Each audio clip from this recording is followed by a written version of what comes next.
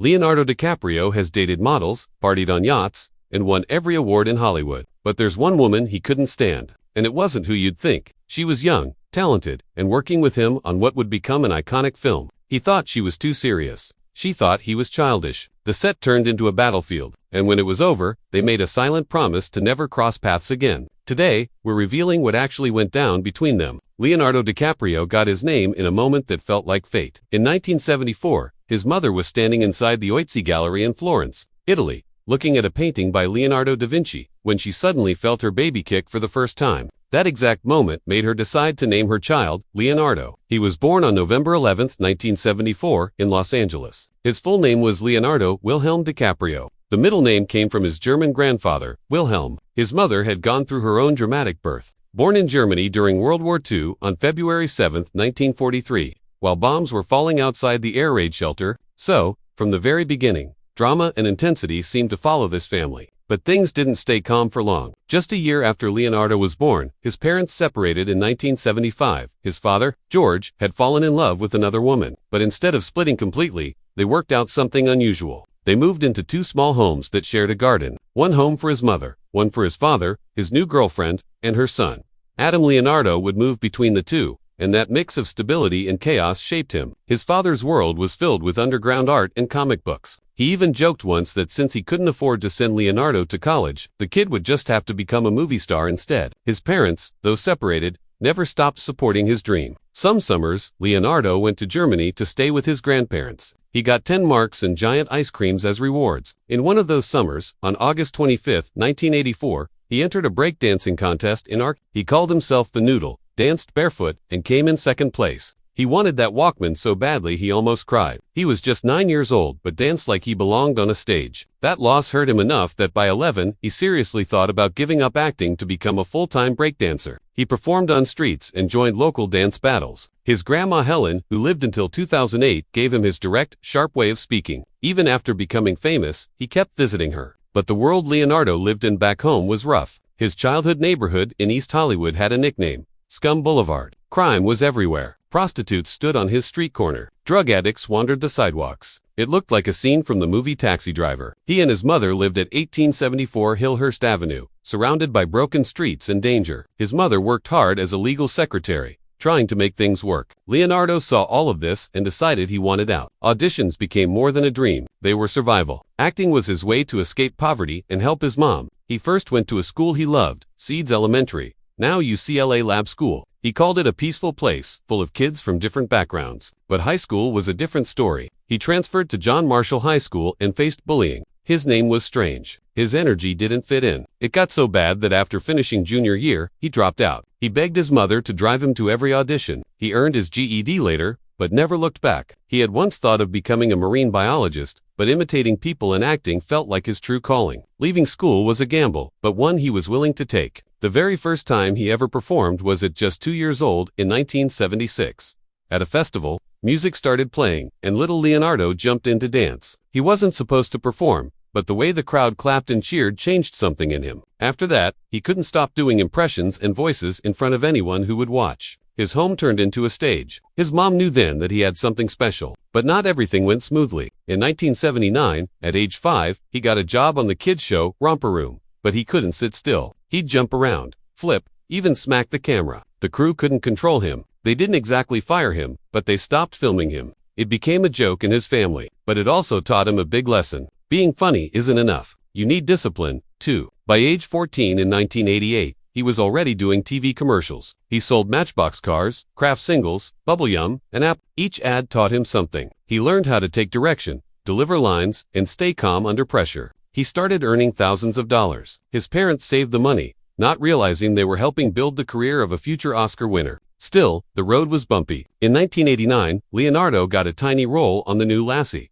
but that came after 18 months of rejection. He went to nearly 100 auditions and didn't get picked. One casting director even told his father to change his name to something more American, Lenny Williams. His dad was furious. He tore up the fake name headshot and told Leonardo he'd never allow it, but the constant rejections wore him down. One day, after another failed audition, he cried in the car and said, "Dad, I want to be an actor, but if this is what it's like, I don't know if I can do it." His dad told him to keep going. That encouragement mattered more than anything. even though he had placed second in that German dance competition in 1984. Some reports later said he came in third. The truth was, he was devastated by not winning. In 1987, at age 11, he came close to leaving acting behind for breakdancing full-time. He performed barefoot on sidewalks. He had a breakdancer image, wild haircuts, and Hollywood agents didn't know what to do with him. But his dad always let him be who he was, even if it didn't fit the usual mold. In 1990, something changed. He landed a steady TV role on Parenthood playing Gary Buckman. He was 16 and finally had the chance to work with big producers like Ron Howard. He acted in 12 episodes and even got nominated for Best Young Actor. It was his first real taste of what it felt like to belong in Hollywood. Then in 1991, he joined Growing Pains as Luke Brower, a homeless teen. Producers added him to boost ratings, hoping to recreate the heartthrob energy of earlier seasons. He appeared in 23 episodes. He was smart, confident, and even got another Young Artist Award nomination. But near the end of the season, they wrote him out so he could film this boy's life in 1993. That role would change everything. But before that breakout film, there was one moment he hoped the world would forget. His 1991 movie, Critters 3, was a straight-to-video horror sequel. It was low-budget, filled with rubber aliens, and received a 23% rating. He played Josh, the son of a corrupt landlord. The film bombed. It was filmed in one apartment building, and some scenes were so dark you could barely see anything. DiCaprio never disowned it, but he also never talked about it much. One of Leonardo's earlier serious gigs came on the soap opera Santa Barbara. In 1990, he played young Mason Capwell in flashback scenes. It was just 5 episodes, but the pace was intense. He had to memorize tons of lines every day. That kind of pressure gave him the muscle to later survive on film sets. For his performance, he got nominated again at the 12th Youth in Film Awards. Leonardo DiCaprio was just 18 when he auditioned for This Boy's Life in 1993. He wasn't even trying for the lead role at first. He had just finished acting in the TV show Growing Pains and showed up for a smaller part. But the moment he started reading, something changed in the room. Robert De Niro, who already had 2 Oscars by then, turned to producer Art Linson and said, "That kid had something special." Leo wasn't just acting. He was improvising, taking risks, doing things that weren't in the script. De Niro rarely vouched for unknowns, but he made sure Leo got the lead. It was Leo's first big film role and the beginning of a connection with De Niro that would continue for 30 years, from Marvin's Room in 1996 to Killers of the Flower Moon in 2023. That same year, in What's Eating Gilbert Grape, 19-year-old Leo beat out Christian Bale for the role of Harry. Instead of just reading lines, Leo went to a home for mentally disabled teens and watched everything closely. How they moved, how they talked, how they reacted. He stayed in character even when the camera wasn't rolling. Many people thought the filmmakers had hired someone who was actually disabled, but it was Leo. He got his first Oscar nomination at 19 for Best Supporting Actor. Filming started on November 2, 1992, and ended in late January 1993, mostly in Austin and Pflugerville, Texas. Critics said his acting felt raw and real, full of innocence and spontaneity. By 1995, Leo pushed even further in The Basketball Diaries. He played Jim Carroll, a teenager lost in heroin addiction. For the scenes showing withdrawal, Leo studied real addicts to see what detox looked like. Then he acted it out, shaking, sweating, foaming at the mouth. In one shocking moment, his character sells himself in a public restroom for 35 hours. Director Scott Calvert filmed these scenes over several tough days. Leo didn't fake the pain. He thrashed around on the floor and let it all out. Critics called it one of the most brutally honest performances of the 1990s. Later that year, in Total Eclipse, Leo took a big risk. He was only 20 and played the French poet Arthur Rimbaud in a movie that earned just $350,000 in the US.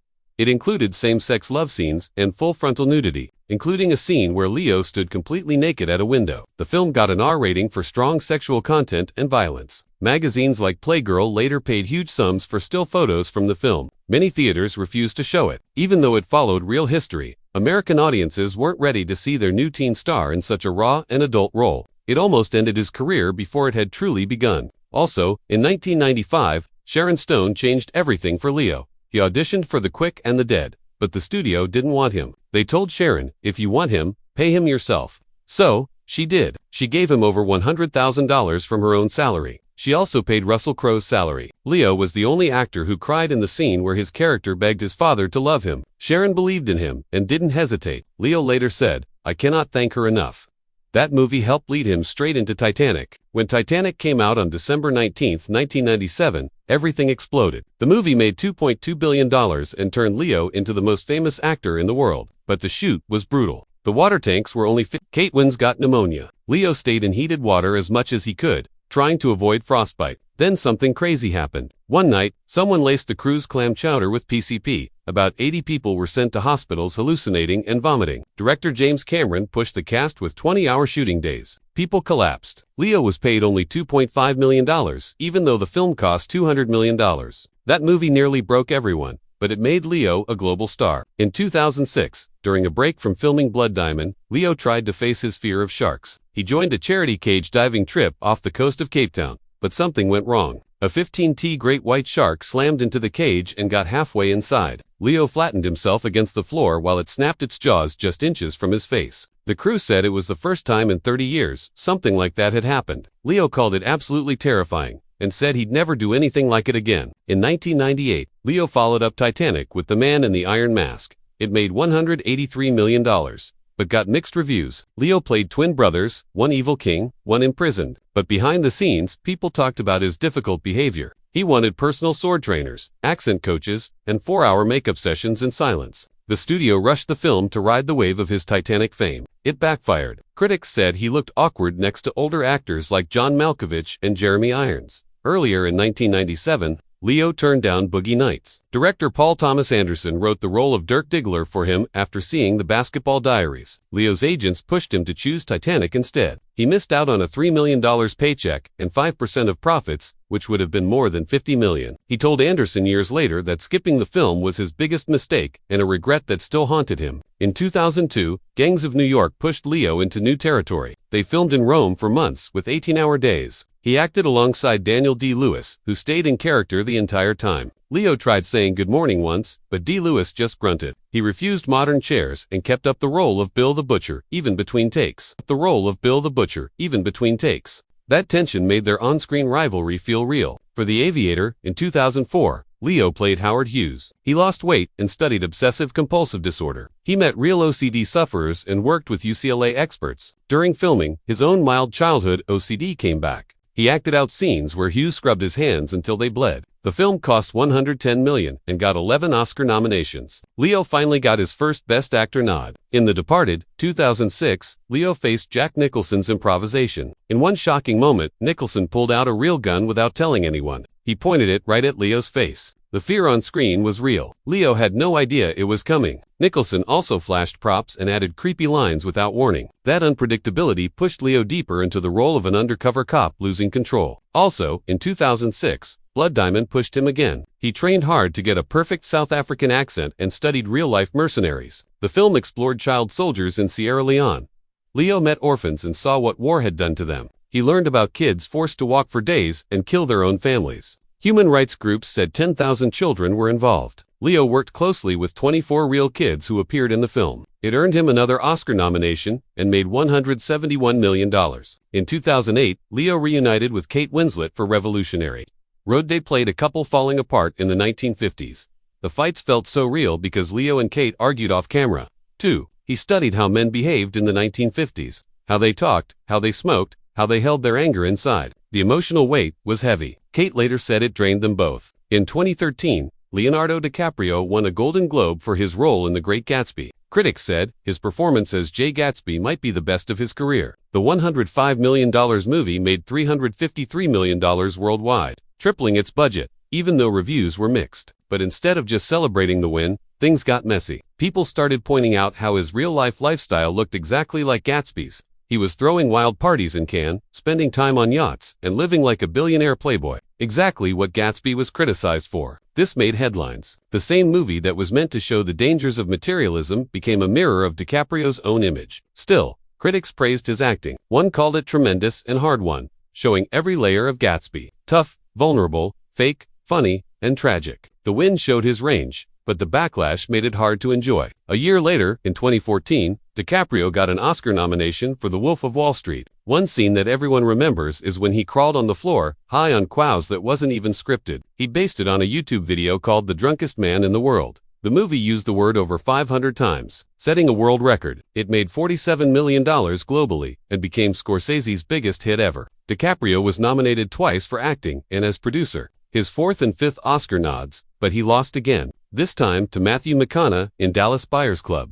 People argued about whether the film glorified Wall Street greed or warned against it, and behind the scenes, things got darker. Red Granite Pictures, who helped finance the movie, was later tied to a $4.5 billion money laundering scandal. DiCaprio had to return several gifts, including a $3.2 million Picasso and a $9 million Passat artwork. In 2015, DiCaprio finally won the Oscar for The Revenant, but it didn't come easy. He actually slept inside a real dead horse and ate raw bison liver for one scene. The freezing temperatures during filming were so brutal that he risked hypothermia. The shoot lasted 156 days in the wild, using only natural light. The bear attack scene, which felt terrifyingly real, was created using hundreds of real attack videos and CGI. At first, the script just said Hugh Glass fights the bear, but DiCaprio realized it wasn't a fight, it was survival. He said it felt like being tossed around like a ball of yarn by a giant cat. After losing 5 times before, he finally won his first Oscar at age 41.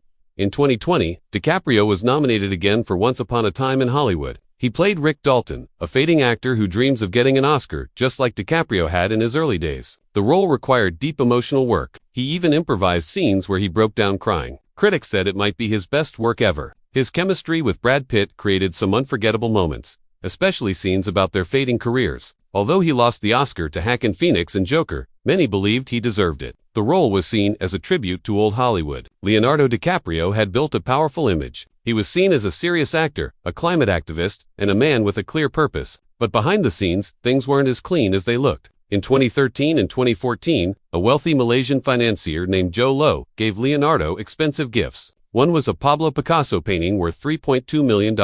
Another was $2 million. Another was